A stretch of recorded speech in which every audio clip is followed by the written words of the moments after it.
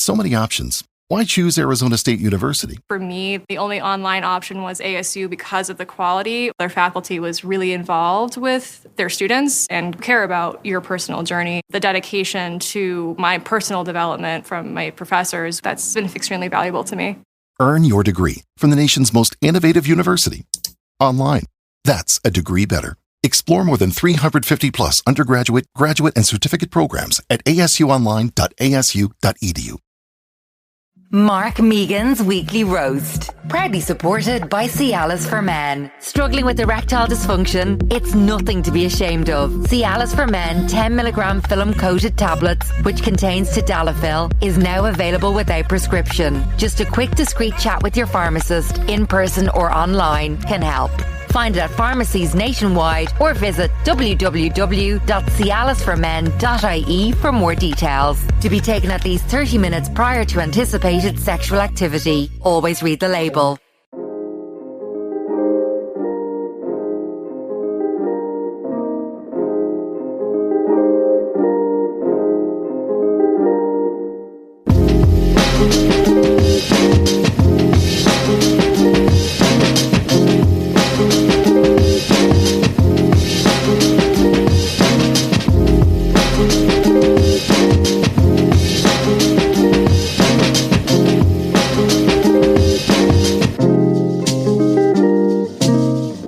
Weekly Roast. How's it going, guys? How the hell are you? How are your hearts? And of course, how are your heads? Guys, Mark Megan's Weekly Roast is proudly brought to you by Cialis for Men, helping you get and keep an erection whenever you need it. I am so happy to be working with a brand that will help men, and not just with their erections, but in realising that there is nothing to be ashamed about. Isn't that right, Micheál? Totally, Mark. Nearly 3 in 10 males have experienced ED, but only 1 in 4 are comfortable discussing it. Let's change that. Cialis for Men is now available without prescription from pharmacies nationwide. All it takes is, that's nationwide in Bulgarian, all it takes is a quick chat with your pharmacist and you're off to the races. To be taken at least 30 minutes prior to anticipated sexual activity, contains tadalafil. Always read the label. Michael. Mark. How are you? I'm very well. How are you? Stressed out of my head. I can imagine so. I'm a nervous little Nancy. That's not a go at Nancy's. That's not a go at Nancy's, Drew or otherwise. Teenage detective. Yeah. Vastly superior to Harriet the Spy. Ooh. Yes. If you want to get into female teen detectives. Okay. Those famous 5 fucking gobshites as well. I've got nothing on Nancy. Nevertheless, right. I'm a little bit tetchy. I think you have reason to be this week. Selling out the Olympia and doing the show this weekend, I can't wait. It's going to be the greatest night of my life. It's going to be incredible.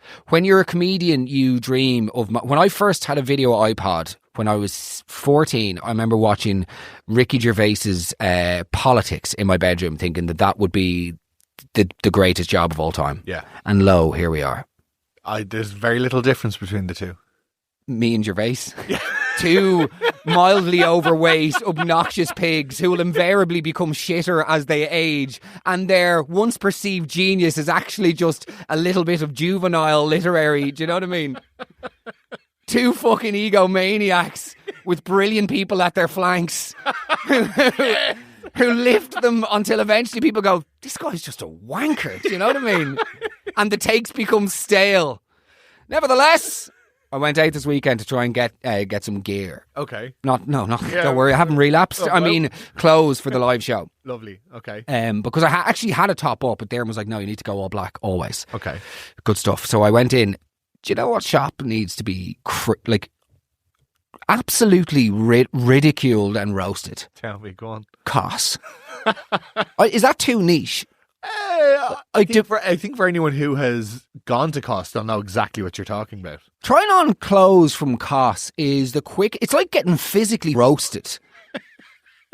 It is the quickest way to get an ego check. You walk down the street, you go, oh cool, I'm feeling good about myself. You know, maybe actually I'm not that atrociously out of shape. Maybe I'm okay. And I sort of, every 6 months or so, I begin to sort of like accept myself for who I am. Do you know what I mean? And just when I'm on the precipice of going, do you know what, Mark? Your body actually, there's nothing actually wrong with it. I go into COS, I try on a polo neck, and I look like a fucking Dutch lesbian who's let herself go.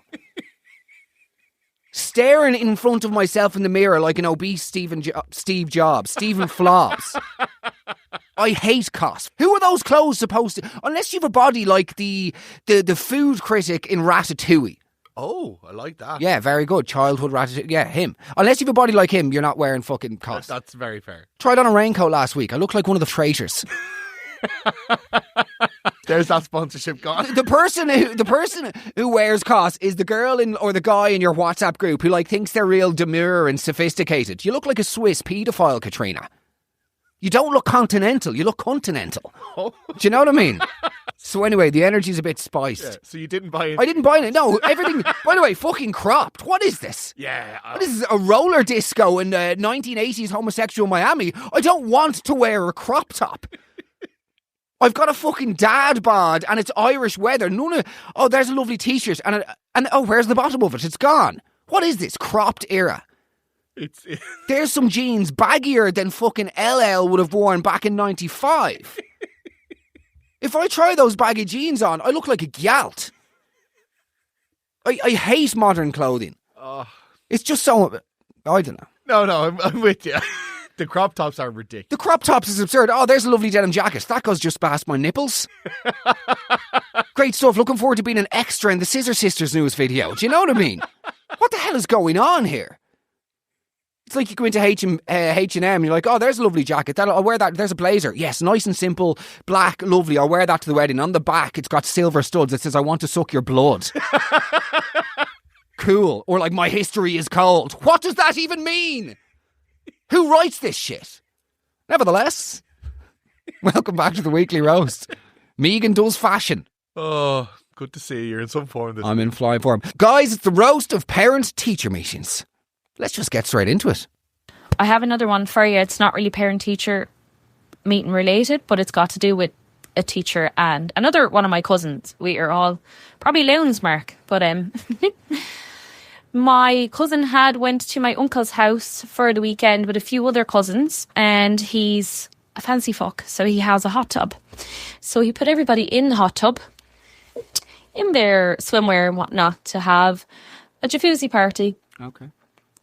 My cousin discovered that if you sit on the jets, it will tickle your bum or whatever. I don't know. Fact. And he sat on the jets and repeatedly tickled his bum.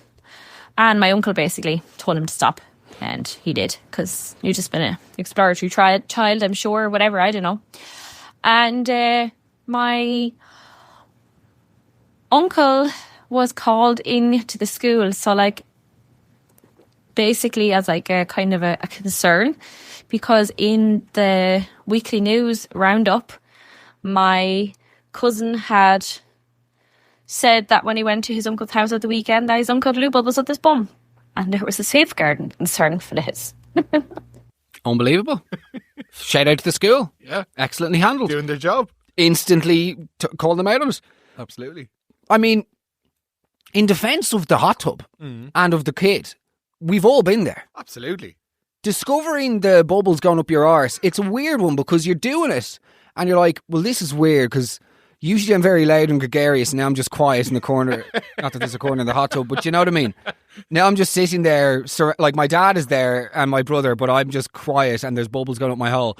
But there's always a moment, I feel like, with the jacuzzi bubbles where you're like, even as an adult now, because I still do it, we all do. Yeah. Part of me is like, this is probably cleaning me.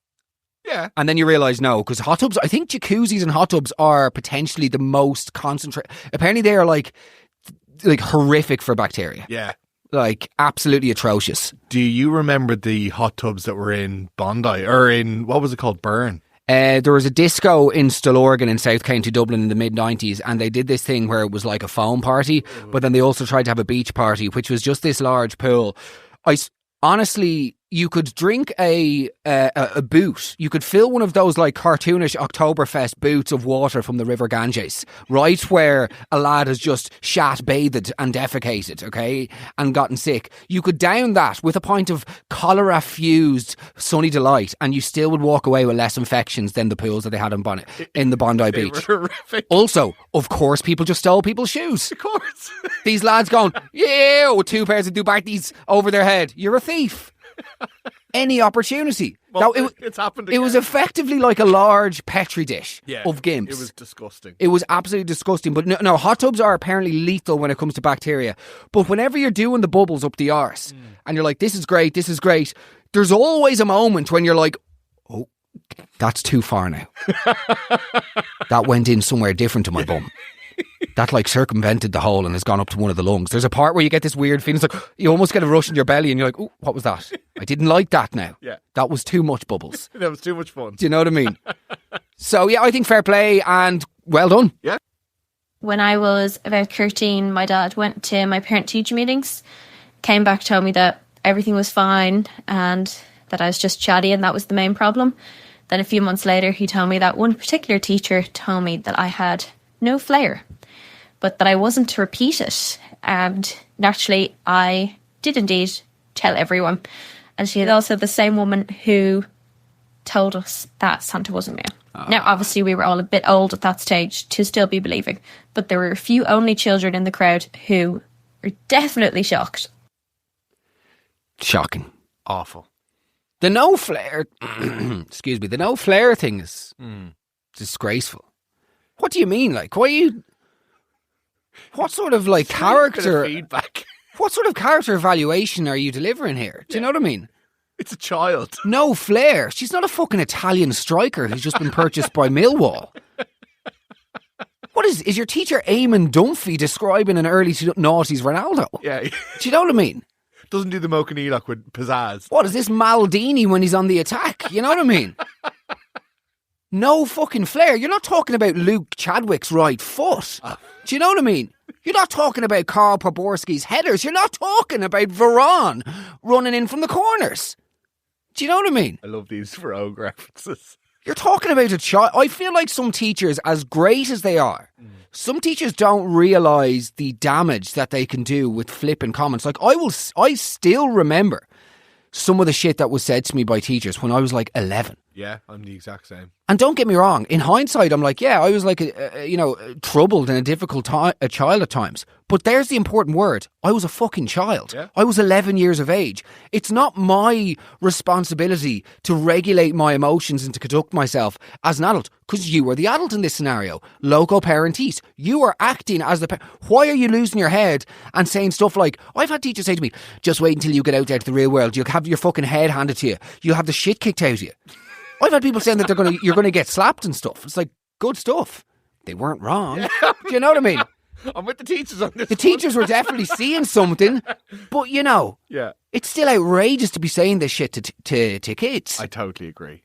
My mum came home from my parent-teacher meeting in play school, and she's quite annoyed with me. As a teacher, I congratulated her on her pregnancy, and she said how excited I was to be getting a baby brother, etc. But I actually completely made it up, and I am still an only child. So, interesting to say the least. I was quite traumatic as a child. I don't think that's that bad. No. Of the lies. Yeah, it's innocent. It's very innocent. I think particularly when you're a kid as well, like a lot of your friends are having baby brothers and sisters, you probably just want to feel involved. It's not exactly the sequel to Atonement. Do you know what I mean? With Saoirse Ronan. If you want to do a lie as a kid, go for the Saoirse Ronan one in Atonement. Do you know what I mean? That's the level that you need to go for. Is it? Or there's a Danish film with Mads Mikkelsen called The Hunt. Okay. Superb film about a small town community in about a preschool teacher in a small community in Denmark, and a child says a lie about the teacher, and the damages of that ripples through the entire community. So I would recommend that rather than my mum's having a fake brother.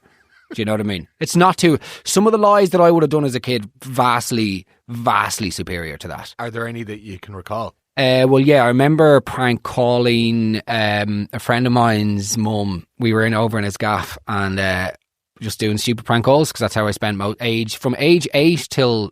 What age am I now? 35? Yeah. Prank calls are what I do when I'm bored. We might have to introduce prank calls to the show, actually. I would absolutely love that. Oh, that's a great one. If you're out there listening and you've got a number of somebody like a friend or a family member who you feel should be pranked, let us know when we might do it and put it on the show. DM me on Instagram at @MeganMark. But I used to do these prank calls, and I remember ringing his mum one day, and let's just call her Elaine, okay? And I was like, Just any random voice I used to do, anything that came to me. So she goes, hello, Scottish woman. And I was like, hello, Elaine. Just that. And then she goes, oh, hello, Leah. And I was like, who the fuck is Leah? And my friend was like, I don't know. And I was like, hello, Elaine. And she's like, yeah, hello, Leah. You're obviously at the house. I'm still out and about. I'll be home in a wee hour or so. And I was like, hey, there is a man here. And she was like, okay. And I was like, he has a gun. And she goes, oh, fuck. Run you out the back, Leah. Run you out the back now. I'll be home in a wee minute. Run. And I was like, what the fuck is going on here? Long story short, the mum thought they were expecting a new cleaner into the house. And she assumed that I was this cleaner ringing her to say that not only had the cleaner let herself into the gaff or the kids had let her in, that there was now just a man at the gate with a fucking gun. Also like, hello, yes? Hi, man here. Yeah, how's it going? Can I come in? No, I've got a gun. Why are you ringing the doorbell? Be more threatening. Do you know what I mean? Completely fucking absurd. Chivalry's not dead. Chivalry is not dead. Hello, yes. Barry here with the bayonet. About to commit a heinous crime. Do you know what I mean? So that sort of shit. And then obviously the classic was ringing up the vet, whenever my sister worked there. Okay. She was God love her. She was in second year or something, and I was 15. And I just spent the summer ringing up the vet, pretending to be dogs. She'd answer the phone and go, hello, Park Life Clinic. And I'm like, huh? Mark, you're a she was literally like, you're a loser. You're a loser. I'm like, no, I've got a rope out. And she's like, you need to get some friends. Hello?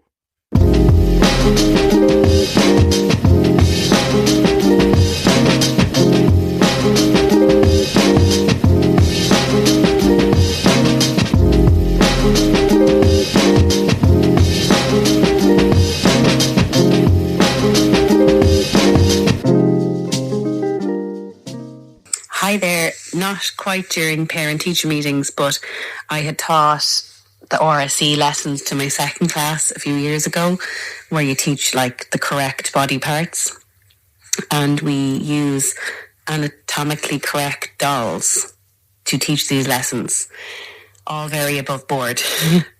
So the following week, a parent who didn't have great English came to my door, very, very shocked, and she said, can I talk to you, please? My son said you show him your vagina last week. I was very shocked and very quickly ran down the corridor to get the dolls in a different classroom and to show her. I certainly did not show her my vagina, but the doll's vagina. Good stuff. Amazing. That's one way of doing it. Absolutely ridiculous. Fair play to the parent. Yeah, fair enough. How are you? What's the story? Listen, have you been showing your vagina to my child? Gives a look at it? No, do you know what I mean? Completely. I'm just surprised that they actually had the dolls with vagines, like. And in second class. Was it second class? Yeah. That's very young. Very different to any experience I would have had in school. What's RSE? Religious? Surely not. Reproductive sex education? Props. There you go. There you go. Mr. Big Vagina. in the dark, yeah. Johnny Clit over here. Clit Eastwood. Do you know what I mean? Very good. Clit Eastwood, depending on the day. Oh! Very good. Moving on. Two lads talking about vaginas. Doesn't get more progressive than that. Okie doke. Fair play. Absolutely. Let's go. Hi, Mark. So my uncle went to his daughter's parent-teacher meeting, and the teacher was horrified to tell him that in the middle of class, his daughter just bursted out with this information. So she said, did you know that ugly people get swine flu and good looking people get the bird flu? Teacher was absolutely disgusted. My uncle just laughed his head off at this. It was gas. He definitely heard it from the uncle. 100%. Ugly people get swine flu and good looking people get bird flu. No, they don't. No. That'll be the Chinese. Do you know? They do. That's true though. You can't say that. Bird flu was absolutely, what was it called again? Avian flu. It was China. You can't say that. That's not anti or pro China. That's just a fact. Yeah, but that's the punchline of a joke. It's not about who's joking. Who's joking? Certainly not me anyway. Okay. You're the one calling birds birds. Brilliant. Do you know what I mean? I wonder if they call it bird flu, FLEW. As in flu? Yeah. Just a little that would be a punchline to a joke. Mr. fucking comedy. Oh, okay. There you go. Sorry, Ricky. Swine flu. Swine flu went around Irish college, I think. Really? Well, certainly with the ones you were kissing, what? Lads. Do you know what I mean? That's definitely the type of uncle. Oh, 100%. Has no knowledge of disease, infection in any capacity. No. And just like, pigs, okay. Birds, okay. I'll deal with this, yeah. I'll forward that in the WhatsApp. Yeah. And then just says it in front of the child. Good luck. Absolutely insane. Would you have ever repeated anything, Loon, like insane that you've heard at home? Yeah, I remember saying to my auntie, my dad says that you put your hand up a cow's bum, because he was telling me about her working as a vet. Okay. And that's obviously the only nugget of information I took, so I just said it verbatim. That what? He was disgusted. I was like, my dad said that you put your hand up a cow's bum. Oh, sorry. Okay, yeah. Like, as it, I took the only like kind of salacious or like embarrassing thing to say, and I said it to her in front of a group of people. I wonder what it feels like to put your hand up a cow's ass. Yeah. Would it be tight? I can't imagine so. They're fairly big. One of those super gloves. I'm sort of interested in that. That could be a good like roast on the road. A little us out of office episode. If any of you have a farm and you want to let me put my hand up a cow's ass, it's just all of our Indian listeners. No, please, no. This is the one thing we hoped that we. There goes the gigs in Calcutta or Kolkata. Do you know what I mean? Fucking hell. What is wrong with you? Let's go. Holy cow. I informed a parent once that their son was very fond of using inappropriate language, and he asked for examples. And I gave him a couple. And he said, well, Jesus Christ, he must have fucking heard that here, because no one in our fucking house using language like that. I'll fucking string him up. Actually, Cahid's taking the piss, like, but... Unreal. String him up is terrifying. Yes. As a sentence to use around the vicinity of children, or dare I say, any human life. I'll string him up. Okay, that's... When you've said that, you know somebody is not exactly a stranger to violence. They have form. They have form when it comes to this stuff. That's absolutely hilarious. I'll always remember when I was 14, Mum took us to New York, peak Celtic Tiger era. Do you know what I mean? Yeah. Back when people were just hopping to New York. They use words like that. That's when you know someone's both a complete and utter asshole, but also that there's a crash on the horizon. Yeah. When people start There's saying, a bubble. we thought we'd just jump over to New York. Jump over? What is this? Fucking pogo stick? No, it's Aer Lingus. Do you know what I mean? Yeah. But we went over to New York for a few days, and I remember begging my mum to go to a New York comedy club. Okay. Because I was just so obsessed with the craft and the art, you know what I mean? Like, and we went to this comedy club in the Bronx, and we were foolishly sitting like relatively close to the front, and Mum snuck us in. Me and my brother, even though like we were clearly, I was 14, he was 15, and we were sitting there, and this guy came up and he was like, "Oh shit! We got some young ass kids in this motherfucker." I think he was from Glasspool. And he was like, "Where y'all from?" And we were like, "Ireland, Dublin. Ooh, go on, Katie Taylor." Just shut up, Irish people, where you go abroad. You know what I mean? We'd just gotten back from Times Square where we'd had a puck about with the hurl. Lovely. If someone ever does that when they go to New York, stay there, please. Anyway, he was like, "Where y'all from?" We're like, "Dublin, Ireland, blah, blah." He's like, "Oh, shit.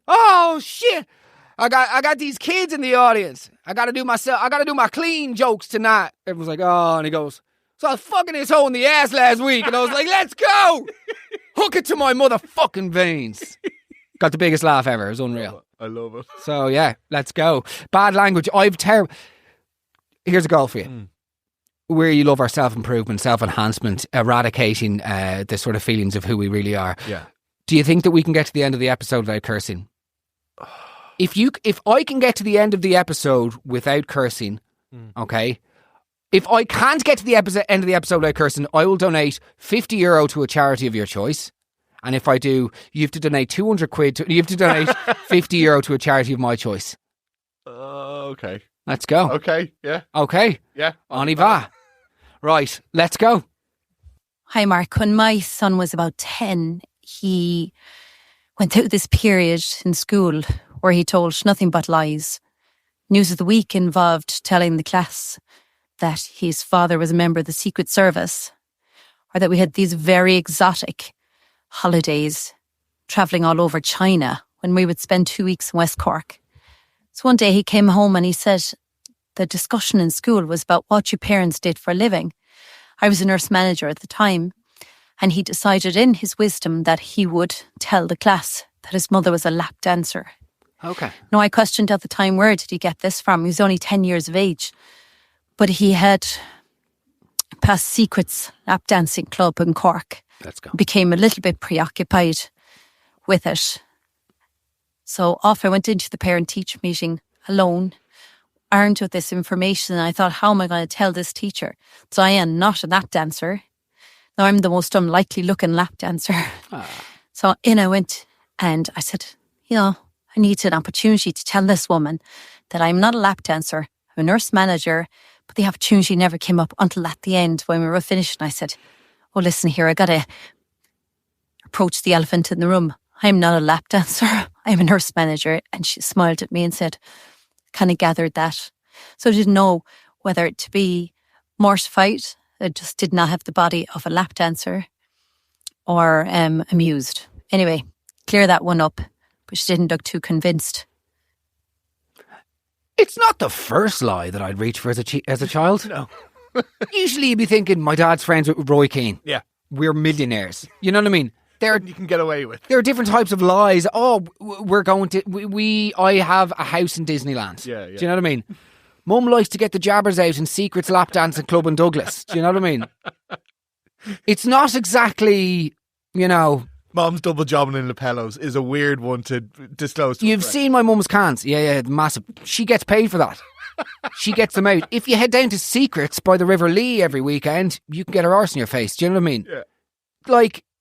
It's a weird one. It's a very unusual, borderline Oedipian sort of approach from a boy. My mum's a lap dancer. Okay. You're just setting yourself up to get bullied. Well, that's it. Yeah. Oh, my mum's a MILF and I've got 6 sisters. By the way, my willy's small. Do you know what I mean? By the way, I like Pokemon cards and I'm still doing my leaving certs. Do you know what I mean? Thinking of going back to Irish college as a Kinneram, 23. Are you asking? Do you know what I mean? Oh, I've got an eye patch with one of those dinosaurs on it. Oh no. They were always the first to fall. Unfortunately, the kids with the eye patches were the first to go. Yeah. It was an eye for an eye back then in the yard. Paul Pot style, do you know what I mean? My mum's a lap dancer. Bro, you've said the loud part quiet, you know what I mean? Say less. This is the opposite. You're not safe here. Yeah. You have to realise that the schoolyards and the school is the first experience. I remember Bill Burr, the comedian, was being interviewed years ago before he became an absolute fucking coward turncoat and went over to the Middle East to get that Saudi dollar. But I remember he was getting interviewed and he was like, growing up in Boston, growing up in Southie is like just, you spend your entire childhood being heckled. I feel like that's the same in Dublin. True. In Ireland, at least. Yeah. Growing up in Ireland, you are, from a very, very young age, you are just absolutely heckled everywhere you go. Totally. Cool. You decide to wear Converse to school. Slag. You decide to do something different with your hair. Weird. You wear a hat. Gone. Do you know what I mean? There's nothing you can do in Ireland that isn't instantly called out upon by the people around you. Yeah, no, you are ground into like a homogenous block that just doesn't want to stand out at all. Dr. Richard Grogan here, is it? Brilliant. Just like fucking asshole. I'm sorry. Okay, let's go. More from this psycho fucking babble later. No. Ooh, the ins and outs of Kate. You're not a. Oh fuck! No, I'm an asshole. I'm gone. We love you, Mystery Mick. Let's go. Love you too. Hey, Mark and Mystery Mick. So this story is slightly off topic, but I'm a teacher and it relates to a Christmas gift I got from a student a couple of years back. So, the usual Christmas gifts, you get a lot of candles, you get a lot of chocolates, you get a lot of ornaments, little things like that. So this came in a lovely little gift bag, got home from school, had a look, bar of chocolate, lovely, a little candle, and then what I initially thought was a bottle of deodorant, which I kind of thought was a bit weird. Like, what was the parent trying to say? Why is she giving me deodorant? But look, I've got other weird gifts in the past. I kind of thought, whatever, it's not the weirdest. But then the next day, one of my colleagues said to me, she asked me, what did I get from a gift from this student? Because she was teaching her sister. And I said, oh, got chocolate, candle, a bottle of deodorant. And she was like, oh my God, I got a bottle of vaginal wash. No. And I was obviously horrified. And we were kind of like, why was she give you Vaginal or what? No. And then I went and checked my gift. And of course, my gift wasn't deodorant. It was a bottle of Femme Fresh. No. So yeah, I suppose I'm sorry I never asked her at the parent-teacher meeting what she was trying to get across. Who is this person? Flappy Gilmore? What the hell? Do you know what I mean, though, like? That's incredible. It's not bad, is it? Like, it's very good.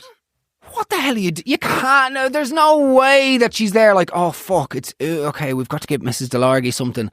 A bottle of hastily bought red wine in the local spar? No. You can't be buying vaginal things.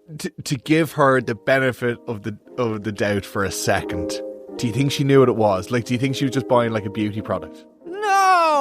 No, she didn't go, oh yeah, right, well we're just going to nip down and get Mrs. Doyle something here. What'll I do? Bottle of vino? No, there's the minge juice. Do you know what I mean? They didn't.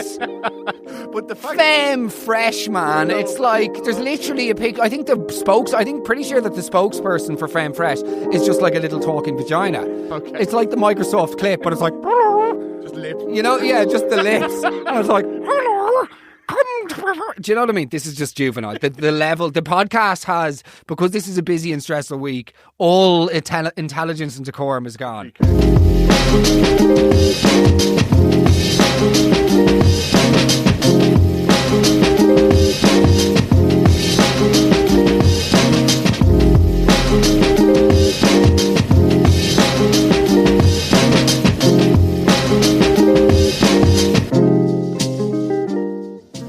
I'm from Cork, but I teach in Tipperary, and I had a dad come in and he kept mentioning the fact that I was from Cork. When I was saying his child was really good, really well behaved, he kept saying, oh, I'm surprised he gets on well with you, that you're a rebel woman.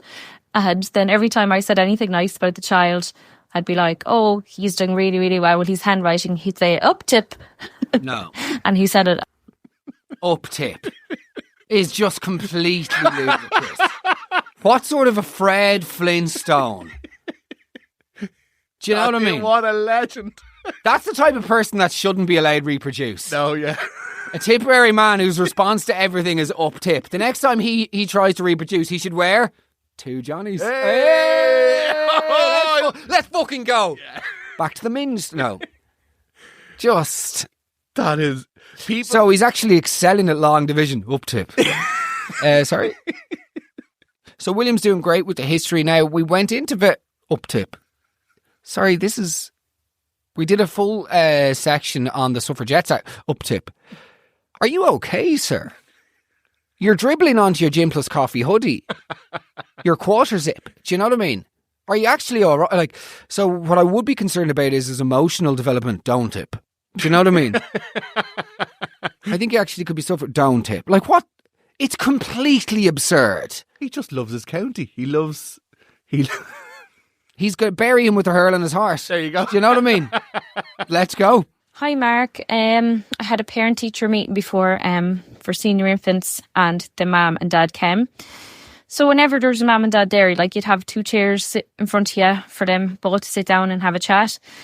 So the mum sat down, but the dad grabbed the chair and dragged it across the room, turned it around and sat with his back to me and the mum while I was speaking about his son. So maybe about 5 minutes in, he slowly kind of started moving the chair back towards us until maybe 10 minutes in, he was eventually sitting back with facing me up at the table chatting, and then started talking about how great he was this after doing the leave insert. And so it took a turn from him not even to wanting to look at me to me then praising him, telling him what a great lad he was at the end. But this for me should be used as an ad for Irish people not getting diagnosed with neurodivergency. Like, as somebody who is neurodivergent, this is more autisms coming out of it. Do you know what I mean? Than a method performance by fucking Hoffman. Are you joking me? Like, This is the thing. People in this era, everyone's like, oh, everyone's gotten diagnosed as neurodivergent. Yeah, more people aren't, though. Yeah. More people who should be aren't. It doesn't mean we should stop. Like, I was having a conversation with somebody I know in a familial setting, and I was talking about another person that we know, and I was like, oh, well, like, you know, neurodivergency is like running through the veins of our family. And they were like, what? How could you say that? I was like, no, it's not an insult. It's true. Like, I'm neurodivergent. Like, it's absolutely true. But just people aren't getting diagnosed. Like, there's no way that's true. And I was like, he recently asked the waiter in a restaurant what the temperature of the carpet is. That's not a normal response to, would you like to see a wine list? Do you know what I mean? Are you joking me? Like, why are we so afraid of confronting these realities? I don't know. Like, that for me is just like, okay, see your man over there with the chair in the corner. Yeah, that's Dad. He's fine. Up tip. What? Up tip. What? Outrageous. Yeah, I can't add anything. I think you've hit the nail on the head. The parent-teacher meeting was the worst day of my life. I totally agree. That was when the veneer would all fall apart. Yes. Because I would be spinning as a person who grew up with undiagnosed ADHD and was ruefully misunderstood in school and was also a bit of a cheeky chappy. I would be forever spinning plates. Yes. And trying to, you know, spin plates. I'd be literally losing my trousers, losing my homework, getting in trouble, getting kicked out of class, going home, Peter to pay Paul, all this stuff. My whole life was just a complete mess. And I'd be forever trying to keep the show on the road, and all bets are off. Come parent-teacher meeting, I swear to God, like, even though corporal punishment didn't exist, thank God, when I was in school, like, the teachers, when they'd see my parents coming, they'd be rolling up their sleeves. Like, let's fucking go now. I'm getting you. It's fucking D-Day. Oh, yes. Over here, Mr. and Mrs. Megan. Do you know what I mean? Yeah. And my mum like, we're not Mr. and Mrs. Megan, we're divorced. So get that right. And be like, okay, so we see where he gets his argument. Yeah, I was about to say. Very good. And meanwhile, my dad would be sitting on the roof. Oh, good. And we see where he gets his disinterest from. Do you know what I mean? Like, outrageous stuff. I hated it. Worst day of the year. Because I just knew. And every time, it'd be like sort of, you know, when you share, back when I used to drink and drug, it'd be like, I'd check my bank balance after a heavy weekend. And I'd be like, oh yeah, fuck. I don't want to do it. I don't want to look. I don't want to look at the damage that I did. Maybe it's okay. Maybe it's going to be fine. Joe, maybe it's going to be okay. Maybe I've actually made money on the weekend. Maybe it's, and then you open the banking app and you're like, oh, fucking hell. That'd be me. The day I'd be at home waiting for the parents to come out of the parent-teacher meeting, I'd be like, okay, do you know what, actually, maybe, because you were good for 5 minutes yesterday, so maybe that will have gotten rid of all the other stuff in the chaos. You did that homework, like, do you know what I mean? Yeah, you did it yesterday because you knew it was tomorrow, so, and then the door would just come out. And I would always, this might sound completely insane, I would be able to tell by the way my mum walked into the door what sort of mood she was in. I know exactly. By the timbre of the way she said, hi, I would be able to know, oh, fuck, I'm done. Yeah. I'm done for it. Yeah. Because he'd be like, hi, or, hiya, gone. Do you know what I mean? Yeah. It was the hardest day of the year, and I don't know if you had this experience, but some of my friends' parents used to, like, go at bat for their kids. Like, they would be defending. My parents were the opposite. No. My mum would be like, I know. This is what I've been telling you about. He's a fucking nightmare. This is what we're dealing with at home. What are we going to do about him? And everyone's like, I don't know. Is it just the worst? Weird that he's getting 100% in English and D3 in ordinary level maths, though. Yeah. No, he's just bold. It's not weird that he's able to apply himself. No, it's him. He's a problem. Yeah. I wanted once them to have my back, and they're like, no, you're a prick. No. Everybody would come home, like, they'd come home with the teacher and be like, by the way, we're now a throuple. Mark, we've got some good news and bad news. The good news is myself and your mother are getting back together. Oh my God. The bad news is we have a throuple now with Mr. O'Donovan. So come on upstairs. No, this is the time when it's over. Big week ahead. Thank you for the support, guys. We'll see you on the other side. On Eva, let's go.